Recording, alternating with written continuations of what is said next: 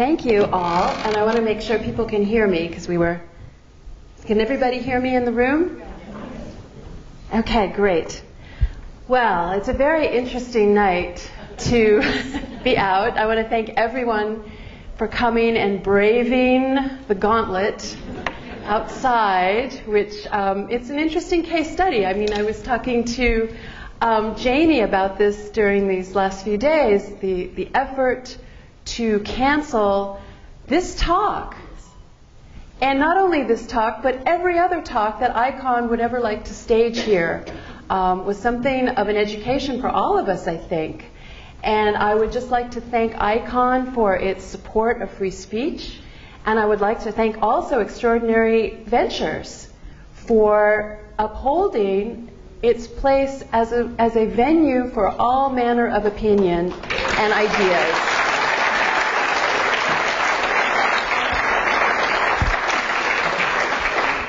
And I would add, I live in Washington. So you know that in my experience, this kind of strength and courage is actually, unfortunately, quite rare. And I speak from personal experience, in fact, in various times and phases. So I really do commend all of you for coming out, ICON and Extraordinary Ventures. And of course, our topic tonight, again, it could have been any other topic, but the topic is where did politically correct come from and what is it doing? Got it a little wrong in my beautiful slide. That was my husband's editing. But I do like the title, Where Did Politically Correct Come From and What Is It Doing, very much. And I will tell you that the work I did for this speech is actually new research. Believe it or not, we've been living with political correctness for decades. And I would say that in both of my previous books, they're both really about the same topic. And I would say that both phases of writing, which would have been around 2004 for The Death of the Grown-Up and 2009, 10, 11, or 12 for American Betrayal, which is a long research work, I've always come to a dead end. I've always come back to the idea that I don't like the term because it doesn't really tell us where did it come from. It doesn't really even tell us what it's doing. And yet we all, I think, know what it is. We all recognize it. We all understand when it's trying to shut us down, when it's trying to cancel a speech, when it's trying to extinguish, really, our very basic liberty. And I would just review what we went through this week in case people have not been aware of this. This is the actual, or extracts from the email that came in to cancel, the request to cancel my speech and ICON's lecture series.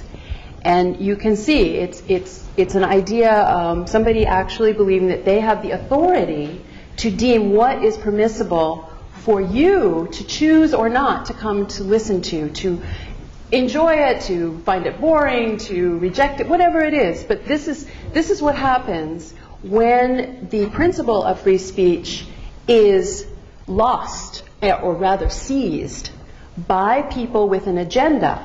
The kind of language in here, hosting such bigoted voices. Where is the authority that can call me a bigoted voice or ICON's other lecturers? Blanket demonization, negation. I mean, when you actually start thinking about what this is about, this is actually my livelihood. Speaking, writing, getting a chance to try out my ideas, see if people want to inform me, having that exchange. It's constant. And this is somebody or a group of people who think that it is in their power, it is in their interest, it is in their entire political makeup to make this choice, to try to shut it down because it will harm. What I'm going to say will harm. I mean, this whole idea also that words can harm. I mean, this is another aspect of this that we can also recognize from this idea of political correctness, that words are offensive, words hurt, words harm, whereas we want to use words to communicate. We want to use words to describe and get closer and closer to an understanding. And so this is where we get to this part where, the idea to cancel my speech and future lecture series by ICON. We look forward to working with you to build a peaceful, just, and loving community, which I couldn't resist. So it's a joke, and yet it's not, because there is always this effort to mask what is really going on. And I think that is one of the things about political correctness that is always a great frustration. We see when this kind of power, I mean, this is just in a group of citizens or people with some affiliations and so on. When this power, when this attitude is in the hands of a state, we see things like banning of people from entry, for example, into the United Kingdom. We see this with Pamela Geller. We see this with the Dutch parliamentarian who may become prime minister next year, Geert Wilders, and Michael Savage, American talk show host, of course. This kind of power to exclude, to negate. When we see it in the hands, everyone has examples. We see it at UVA in the last few weeks. We've seen an engineering school professor suspended, taking a leave of absence for expressing himself about the Black Lives Matter movement on a Facebook page. He talked about it as being a racist organization akin to the Klan, and he was expunged, at least temporarily, from being fit to appear before a classroom, and he is going to have to undergo some kind of counseling. I mean, this is the stuff of dictatorship in terms of trying to condition what we say, what we think.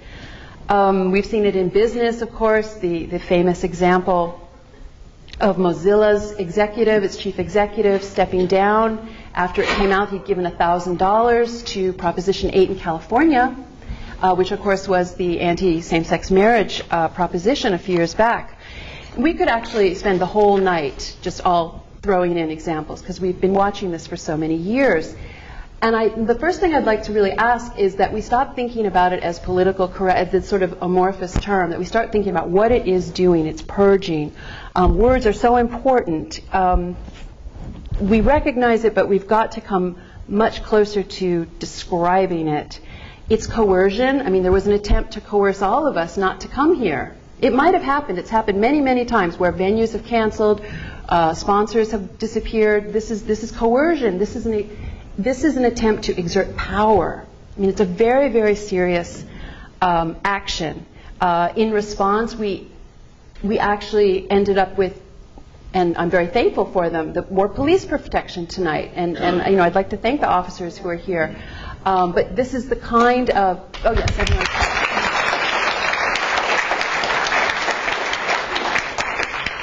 But this is where you realize that this is not just a debating point. This is actually naked force masquerading as something else, or at least the threat of force. And certainly we've seen many actions, many instances where violence has occurred. We've seen assassination attempts. We've seen in Garland, Texas, of course, at the Draw Muhammad contest, and so on. So many of these kinds of outbreaks. So I think that it's very important to understand this as an attempt to politically indoctrinate people, to understand it even further as a tactic of psychological warfare. I mean, this is very serious. Even the term brainwashing is very apt. And when I was looking back at some of the ways in which we've seen this creep into our society, we go back to the term brainwashing, which a lot of people associate with cartoons or some kind of extreme, made-up sort of characterization. And yet it comes from, the term was actually brought to us, I don't know if people know this, but it came out in English in the 1950s from a truly amazing journalist named Edward Hunter. He was all over in the Orient. He was all over Asia in the run-up and during World War II, in China and Burma and all places. He was there during the Korean War. And he started interviewing American POWs who'd been held by North Korea, and also interviewing Chinese who were being coerced psychologically by the communist takeover of China in the late 1940s. And he heard them talking about this idea that if you said something in an interview or something in a conversation that was known to be beyond this correct parameter, the person would say, you better watch out, they will wash your brain. And this was the way the Chinese expressed it. And he turned that into the word brainwashing. And he actually testified before Congress several times about this in various hearings about this idea of psychological warfare against the free world. We see this kind of thing either very extremely in a prisoner situation with true with torture and all manner of coercion. We also see this kind of conditioning, though, all around our society. Of course, these things change as they morph around our world. And I was really struck some years ago, I would say in some ways it was the birth of the death of the grown-up, when I have, my husband and I have twin daughters. And when they were 4 years old, I was reading them Mary Poppins. And it was a new edition, and we came to this. This is an illustration from a story about Mary Poppins taking her charges around the world. And they visit a polar bear, and a panda bear, and a toucan at the very bottom, and a dolphin. And I was thinking, P.L. Travers, the author of Mary Poppins, this book came out in 1936. She was born at the end of the Victorian Empire. I could not believe that she would look at the world and see all of these very popular environmental icons. And I actually went to the library to find an old copy of the book that had not been revised as this book was. And this is the picture that really was written. And it was Mary Poppins looking out at the world and going to the north and finding Eskimos, going to the east and finding a Chinaman, going to the south or Africa, going to find out west, seeing the chief wigwam. And this made a lot more sense. And I thought that it was actually a quite profound revision here. And this was, I was looking at this maybe almost 20 years ago by now. It's a long time. But when you look at what's really going on, what has happened is her point of view is being erased. She is not allowed to think of herself as at the center of the world, looking out at the world in all its variety. It's a very silly chapter, it's a very silly story.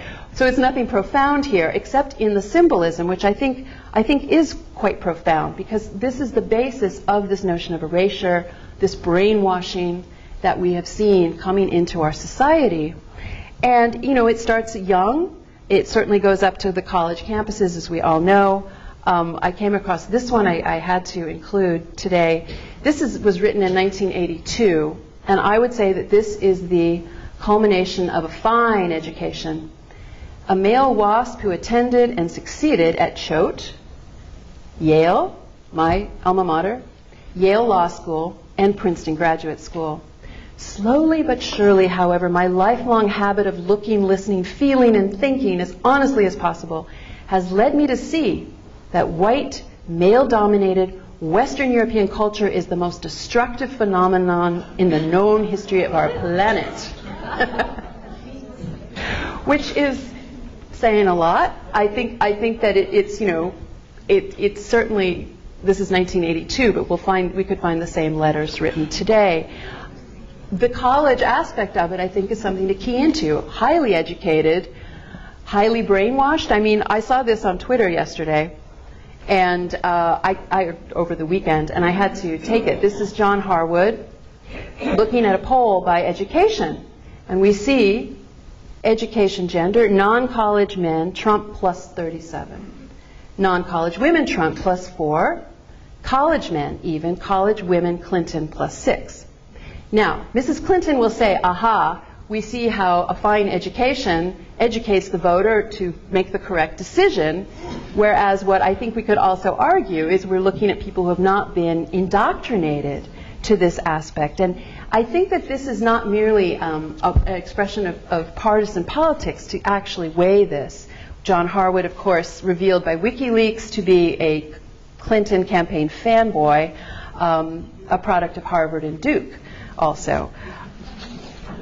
It's not really the party politics, though, because the essence of the Trump candidacy has been this rejection of this notion of what is politically correct. And it's not just in terms of language choices or brusqueness or bluntness. It is what issues were taken off the table by elites of both parties that the Trump candidacy reintroduced that were themselves seen as politically incorrect. And I think this is where you see how this whole concept, which I will like to define further, is so powerful in that the concept of a border, the concept of a country actually wanting to have an immigration policy, the concept of America first, the idea that a politician would go to the people and say, I think American interests should be first. These kinds of ideas had been eradicated from political discourse. No one, I would say since the middle of the last century, was pushing this kind of idea of America first. Everything was international, everything was global. The move toward borderless world of both parties has been steady, incessant, and in some ways overwhelming. Because I think when Trump poked his head up and started with these ideas, it was revolutionary. There was something very revolutionary about speaking them. And I say that partly as you know, I've worked in newspapers and run a column for many years. I don't write my column anymore, but I only stopped a couple of years ago. And so it was going across the country, and I would get a lot of feedback. And I will say that even though there was good feedback on some of these issues, I didn't even know some of these issues myself to get involved in. But on some of them, Islam is another one, speaking of our protest, there was nobody in Washington or in any other centers of power that would have these kinds of conversations that even I might broach in my column. And there was no real effect. I mean, and I don't even think it's a function of how big or small my column was. It's the kind of marginal discussion that goes nowhere unless a figure of national charisma, importance, command, whatever you want to call it, someone who has a national attention, unless someone of that caliber of dissemination of information and such, these ideas sort of just stay out there and they're okay and people can sort of, you know, argue about them maybe, but they basically are ignored. And that was essentially what the people, the politically correct establishment had been able to control for about 50 years anyway, probably more, but just in terms of really controlling what issues we would go to the ballot box on. This is a brand new set of issues, and it's an amazing moment. So you wonder how this can possibly even happen. How can we get to a place where this kind of silencing, it becomes so routine, so much a part of our mechanism? And I was very taken, I've been very taken for some time by something that Arthur Koestler, very famous ex-communist, he was very involved communist, he became an ex-communist, he wrote the very famous and remarkable novel, Darkness at Noon, of course. He also contributed an essay that I'd like to quote from a collection of essays, very famous, The God That Failed, came out in 1949, and it's a collection of essays by anti-communists. And he's writing about a conversation he had when he was early in his communist career with Edgar, a man named Edgar, in quotation marks, his party contact, his handler. And they're discussing the front page of a communist newspaper. And Koestler says, but every word on the front page is contradicted by the facts, which sounds a lot like the New York Times. He writes, Edgar gave me a tolerant smile. You still have the mechanistic outlook, he said, and then proceeded to give me the dialectical interpretation of the facts, the Marxist interpretation. So Koestler says, gradually I learned to distrust my mechanistic preoccupation with facts and to regard the world around me in the light of dialectical interpretation. It was a satisfactory and indeed blissful state. Once you had assimilated the technique, you were no longer disturbed by the facts. Which is such a great quote. I'll put it up again. It's an amazing thing, but that does describe what we see and call political correctness. This is Marxism. Marxism controls your interpretation by controlling the language and by making the language comport to some Marxist, they call it dialectical, that word that sort of makes your eyes blur, but it's essentially a way of controlling thought by controlling language, which is exactly what we today will call or think of as political correctness. but it's really right out of the Marxist playbook, which goes, it's not just Alinskyism, which is another word that I find confusing. Alinsky was a Marxist, he was a Leninist. These are the same tactics that have been going on for a very long time, back into the 19th century, earlier, but we can really look at Marx's manifesto of 1848 and start tracking things basically from there for convenience sake. Anyway, but this is the same kind of learning that you could say is going on our campuses, in our kindergartens, in our politics.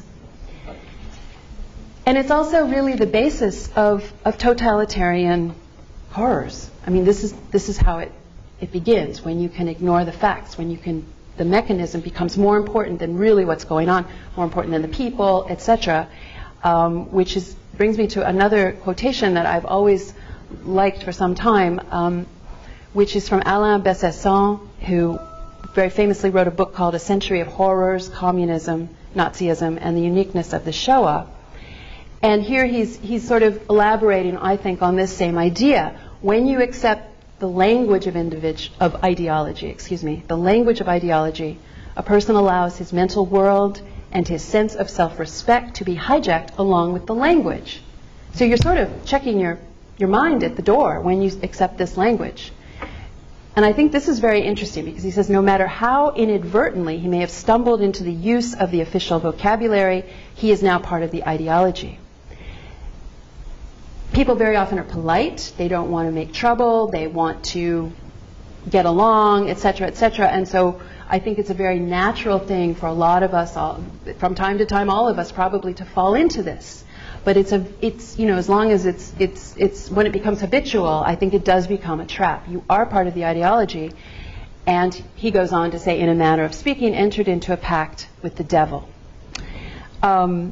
I think this is also getting to the basis of Marxism as well, because the basis here is the destruction of the pursuit of truth, the destruction of absolutes, which leads to the destruction, certainly, of religion, of morality. It's no longer possible when you enter into this ideology. And this is where you see, in terms of our understanding of it, there's so many words that will splinter this understanding. Alinskyism, progressivism, these kinds of terms, political correctness even, that I think, again, take us away from the root, which is this notion of destroying absolutes, destroying religion, destroying the tradition, no matter what you call it. And so the question becomes, as part of my task, where did this come from?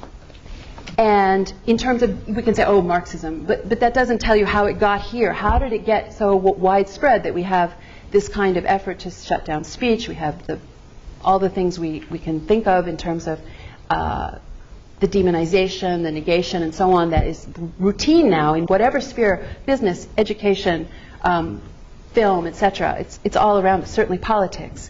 So how did it get mechanized? How did it get deployed here? And I think that becomes a really interesting story. And I will say that the conventional wisdom, especially among conservatives, the left calls this a conspiracy theory, but they call anything a conspiracy theory. But the conventional wisdom is, and this is something that really came up in the last decade and a half, I would say. And it was something I didn't find when I was first looking. I came to this a little later, and I'll tell you what I think of it. But the conventional wisdom is that something called the Frankfurt School in 1923 came together, a bunch of mainly German Jewish Marxist intellectuals who learned very quickly not to describe themselves as Marxists, but they were, and upset about the failure of the Russian Revolution to ignite across Europe, to see proletariats, workers of the world uniting, essentially, after the Bolsheviks came to power. Determined that it was wrong to push economic Marxism, that the working classes would not be interested, and that they needed to take a different tack to destroy the resolve of the working classes, and that would mean that they would work in a cultural way against the traditional world, and this becomes cultural Marxism. When Hitler comes to power in the 1930s, these same mainly German Jewish intellectuals come to America and get jobs at Columbia, elsewhere, and essentially seed this what's called critical theory throughout academia, and we end up with the 60s. And that's kind of the way a lot of people understand this. Now, I'm not saying this isn't true. I'm not saying this didn't happen. But what I will tell you and try to demonstrate, or at least argue, is that this is just a fractional piece of the story, because it presupposes that everything was A-OK before they got here, that nothing had changed, that there were no other networks at work in education, in politics, in religion, in labor, in schools, in theater, etc., doing the same kind of subversive work. This is kind of a new iteration of American Betrayal, which is a work that goes into what was going on, particularly in the 1930s and 40s inside Washington, with the entry of ideological communists and Soviet agents very heavily clustered inside the Roosevelt administration, and how that affected our foreign policy. How, I argue, essentially, America, Britain was also similarly infiltrated, so was Germany and Japan, everywhere really. There was a tremendous effort by Soviet intelligence to essentially try to influence how the world was fighting its war and settling the spoils. Essentially cat's paws in many ways, in many respects, of Stalin. And when you look at this, for example, if we're going to really talk about political correctness, where we mostly see it in education, what was happening before the Frankfurt School ever got here essentially made it a fertile field for whatever new ideas or new techniques or new fronts in the same war that they were able to develop. So I would just like to talk about that a little bit. The idea that before the Frankfurt School we were only looking at economic Marxism, and after, it's not that simplistic, but the after was all cultural, I think also really makes us forget how Marxism started as an ideology against religion. And I have a really gruesome picture to show you from a Russian anti-religious communist weekly that I can only date to before 1924.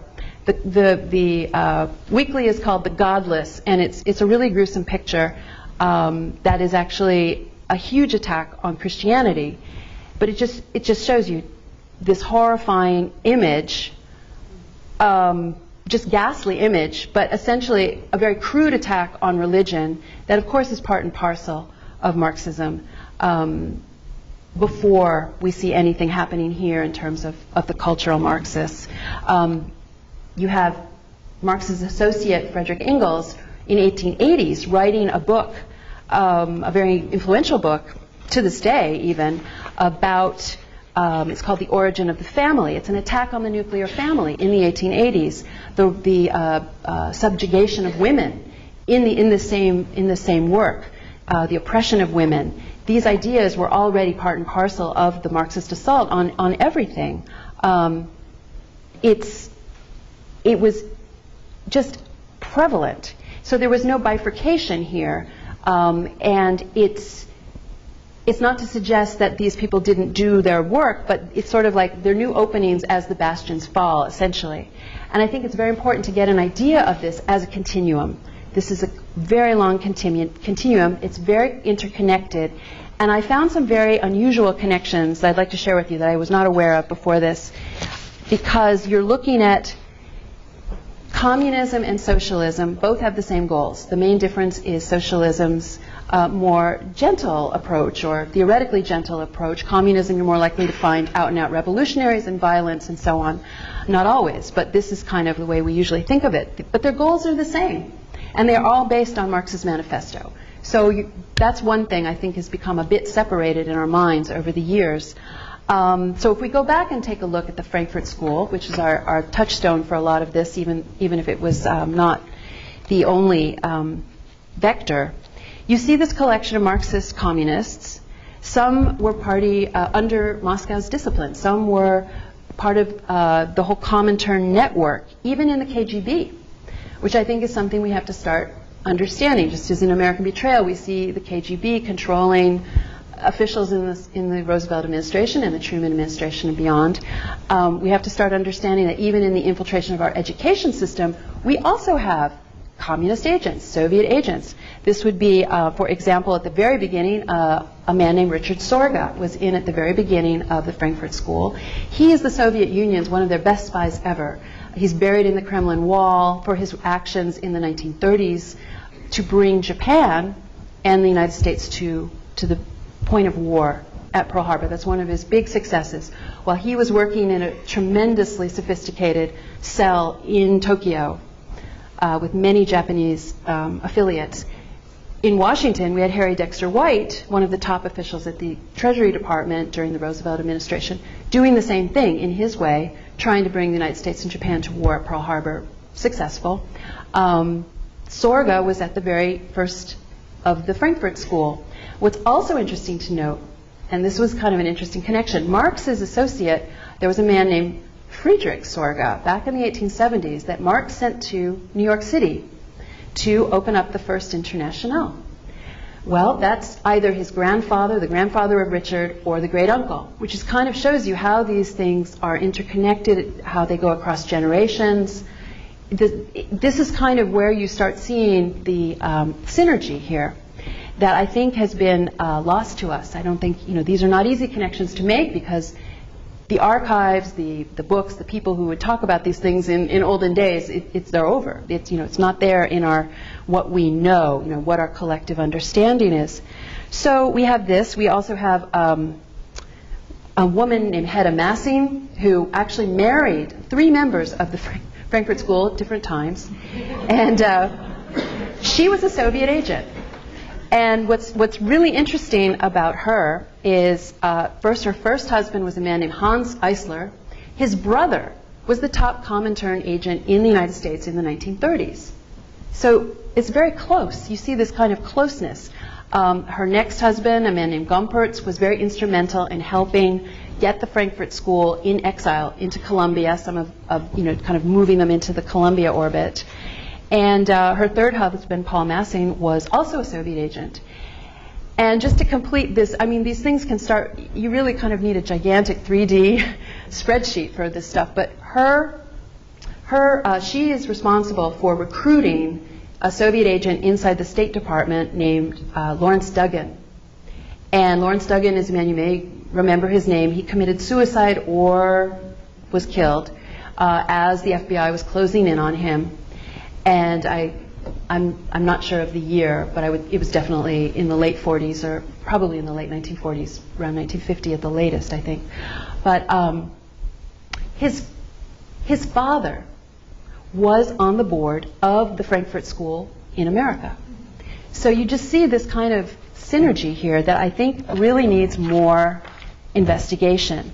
The very famous, probably the most famous Frankfurt member is Herbert Marcuse, who was a guru in the 1960s to the student revolutionaries, very much about the sexual revolution and supporting the insurrections on the campuses and all of that. His very close friend, Franz Neumann, also in the Frankfurt School, was during World War II with Marcuse, Neumann, and another member of the school, a man named Kirchheimer. Neumann was under KGB discipline during his time in the OSS, the precursor to the CIA, during World War II. He was on the German desk, and he was reporting to a Soviet NKVD or KGB officer in Washington named Elizabeth Zarubina. Her husband was the third secretary at the Soviet embassy, and he was the top agent at that time in the United States, running at that time what would become the Soviet assault on our atomic secrets. So this is the kind of milieu you're looking at. That's Franz Neumann. Was Marcuse a Soviet agent? Well, you look at what this work was in terms of destroying our fabric, our institutions, criticizing everything is one way of looking at that school of critical theory, which is really a form of Marxism. Again, the words, they're sort of like this brown paper packaging that keep us from the Marxist identity. They were consistently silent on all the crimes of the Soviet Union, the Gulag, the purges, the show trials, the terror, famine, these kinds of things. They were silent on that as they were critiquing American capitalism. So that suggests where their sympathies lies and how they were not after truth or a new way of thinking. They were ideological agents. The KGB was aware of Marcuse, and in, I guess 2009, we see in some KGB archives known as the Vasiliev notebooks, you see him mentioned. They're interested in him. They know he's a friend of Franz Neumann. And they know that he was a communist back in Germany, a party member. There's no more paper trail than that. But you're looking at this and you're thinking this is the same kind of milieu. It's not just radicals. There's also a driving vector coming out of Moscow. So if it's not the Frankfurt School, if they are just another poisonous vessel, what really came here that would have, for example, created these Soviet agents who entered the Roosevelt administration, many of whom went to Harvard. Harvard's very big in this story. And were out by 1930. They were out of the law school by 1930. If the Frankfurt School isn't here, what was going on up to 1930 that would create these full-fledged socialists, if not Soviet agents, coming into the government? And here is something that I think is kind of a bit of lost history, which is the 1905 founding in New York City of a socialist group called the Intercollegiate Socialist Society. This was a very big deal because the people in it were some of the best writers and thinkers at the time. Jack London, Upton Sinclair, a number of sort of professional socialists, a number of Communist Party members as well.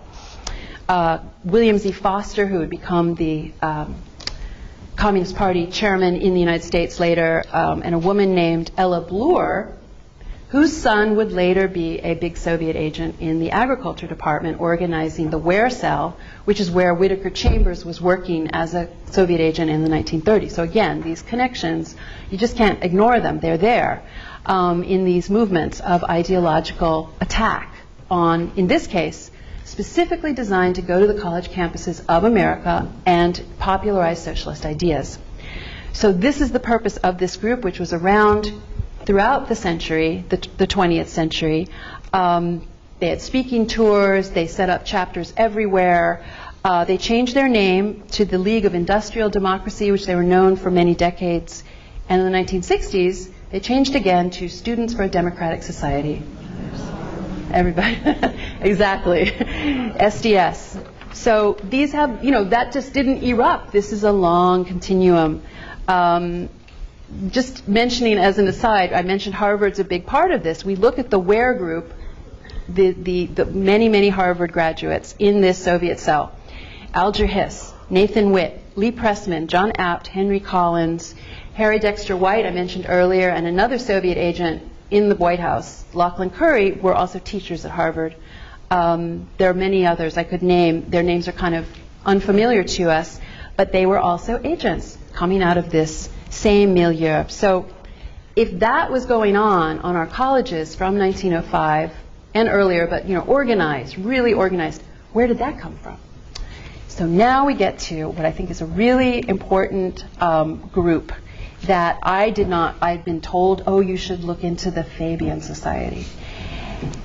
The Fabian Society, I don't know if they'll be very familiar to people, but I'm going to put up a beautiful picture now. This is the stained glass of the Fabian socialist window. The Fabian Society was founded in Britain, small group, socialists, communists, Marxists. But the thing that's fascinating about them is they were all very either middle class or very upper crust. They were brilliant writers. They were erudite, charming, well-dressed, often wealthy. They were committed to the stealthy dissemination of Marxism throughout British society. And they had a big Anglo-American exchange. There were Americans early on. They would go to Harvard and lecture. They founded the London School of Economics, which was founded as a socialist institution. It still is, but we don't think of it that way necessarily. They were successful to a startling degree, and I just want to point out a couple of things here. What we're looking at, maybe I'll take this off for a sec. What we're looking at here, this is George Bernard Shaw, who's one of the most important, the famous playwright, My Fair Lady, etc., Pygmalion, of course, originally, and many other famous plays. A huge Soviet apologist, but also a leading Fabian. This is Sidney Webb, who was a very important socialist, Marxist.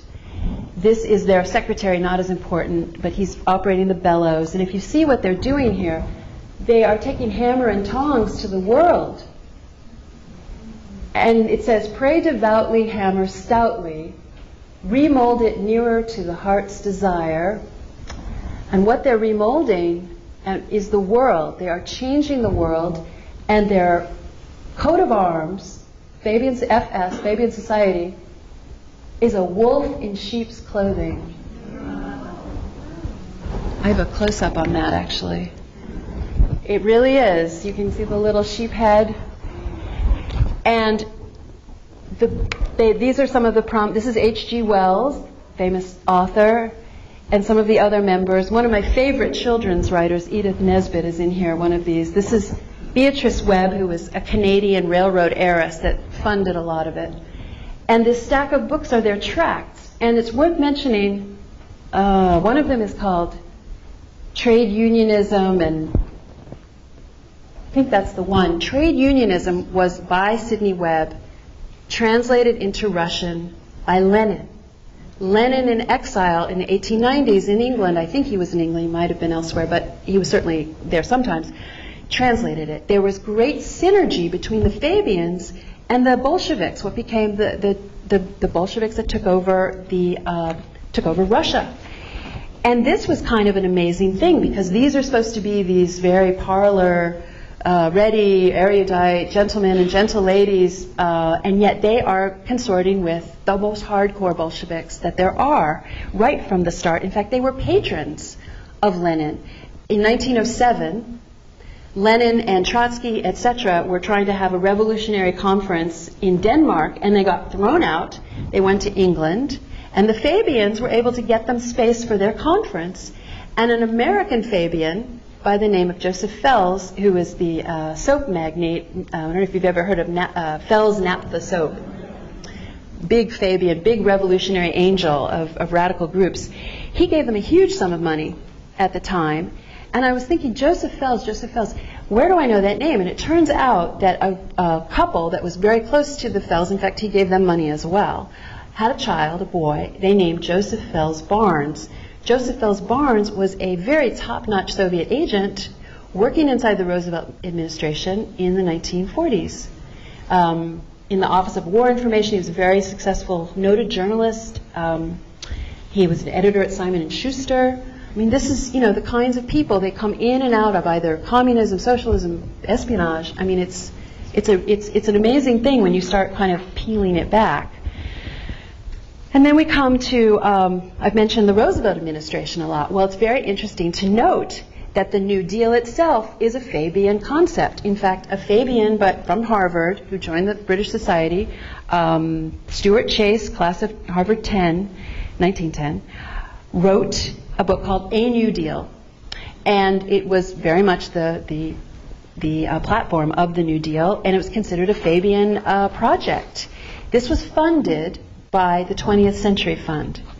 The 20th Century Fund was run by a man named Evans Clark, who used to work for the Bolshevik ambassador, unofficial ambassador to the United States in the 20s. So again, you're seeing all these interlocking connections and relationships. It's really quite extraordinary.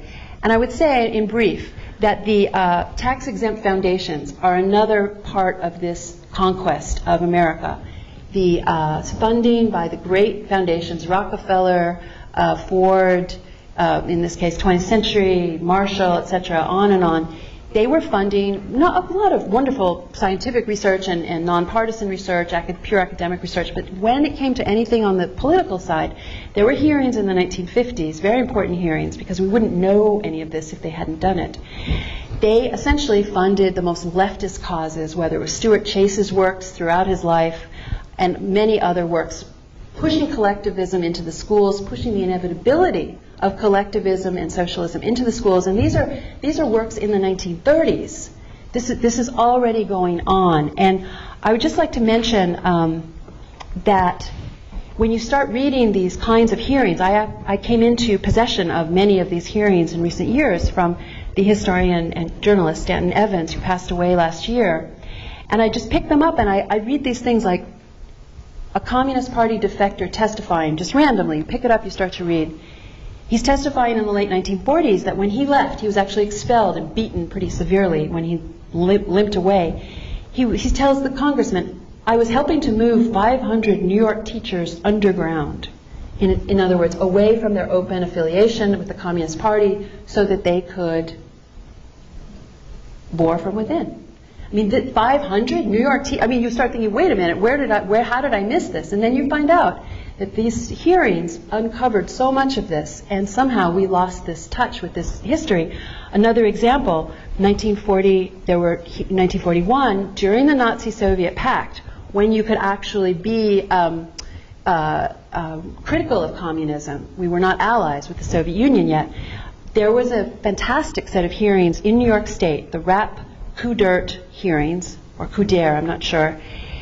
They uncovered the complete Bolshevization of the New York school system. I mean, it sounds kind of like fantastic language, but when you see what they actually were able to uncover, for example, 30 communist faculty members working in secret cells. These are not open, these are secret communists in Brooklyn College alone. 54 faculty members in cells inside City College of New York. You start thinking, Julius Rosenberg, the famous atomic spy, graduated from CCNY in 1939. Well, what was going on there? There were as many as, say, dozens of faculty members involved. Were they talent spotting? Were they assist? How was this happening? We don't know this from what we read about this period. My first boss was Irving Kristol, the famous writer and thinker, known as the godfather of neoconservatism back in the 80s. And he's a very famous ex-communist. He was a Trotskyist. And I actually went back, he went to CCNY. And I went back to a memoir he wrote about his time at CCNY, and I was hoping to learn about, oh my gosh, this hub. Nothing. There's nothing about it. He mentions that Julius Rosenberg was in the Stalinist alcove, and he was in the Trotskyist alcove, and that's really it. It's a frustrating thing to try to go back to, but yet these hearings are there. The information is there if we look for it. This is why the House Un-American Activities Committee opened to look at ideological subversion in 1938. They were looking at the Nazi Bund. There wasn't that much. And they were looking at the communist infiltration. There was lots. And this is why. And you know, so we learn about these things in isolation. We don't understand. Even going back to 1930, they were starting to do this. Hamilton Fish had the first congressional hearings. But even as early as 1920, there were hearings again in New York State as the point of entry for so much immigration. And they were finding in the schools all manner of communist socialist books. The Bolsheviki and World Peace by Trotsky were in many schools. A book called Anarchism and Free Love, which again sort of brings us up to the Frankfurt idea of the sexual revolution in the 60s. We're already dealing with this back in 1920. This is kind of the understanding that I think becomes very, very important to try to deal with not just political correctness, which I think we've sort of gotten rid of as at least the main idea of how we think about these things, but the kind of subversion that ideological, hostile ideologies bring to this country. Once upon a time, people understood this, and they actually made ideological subversion a point at which you could deny entry among immigrants. If somebody's ideological outlook was hostile to our country, wanted to overthrow our Constitution, they could be excluded. We still have that on the books, if I'm not mistaken. And this is kind of where you get to, a lot of people believe in terms of arguing about whether Islamic immigration is excludable. You get to the ideological piece of it, and you see that it's under the same rubric. If we ever get to a point breaking through the political correctness of actually seizing that tiger by the tail and trying to have a rational debate about it and see what it is that we the people want to do and have our elected officials do. So in closing, I would just like to say again how much I thank everyone for coming out, because I think that with all of the hoopla around this talk tonight, I think that we should all congratulate ourselves for being here, because it is a win. And it's a win against this whole political correctness. So I thank you very much for your kind attention.